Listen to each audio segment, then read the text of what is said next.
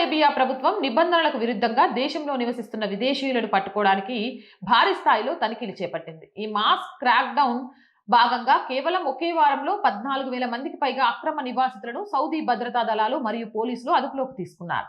పాకిస్తాన్, బంగ్లాదేశ్ ఎక్కువ సంఖ్యలో దొరికారు. దీంతో పాటు సోషల్ మీడియా లేదా పబ్లిక్ మీడియాలో ఇరాన్ యుద్ధంపై వ్యాఖ్యలు చేసే వారిపై కూడా సౌదీలో నిఘా ఉంచారు. అమెరికా ఇరాన్ యుద్ధం మరియు ఆల్ ఖమేనీకి సంబంధించిన పోస్టులపై కాశ్మీర్ కి చెందిన యువకులను అరెస్ట్ చేశారు. ప్రస్తుతం వాళ్ళు పోలీస్ కస్టడీలో ఉన్నారు. షరియా చట్ట ప్రకారం శిక్ష కోసం ఎదురు చూస్తున్నారు. రెసిడెన్స్, కార్మిక మరియు సరిహద్దు నిబంధనలను ఉల్లంఘించే వారిపై సౌదీ అరేబియా కఠినంగా వ్యవహరిస్తోంది. ఈ నిబంధనలను ఉల్లంఘించే వారితో పాటు వారికి సహాయం చేసే వారిపై కూడా కఠిన చర్యలు తీసుకుంటున్నారు.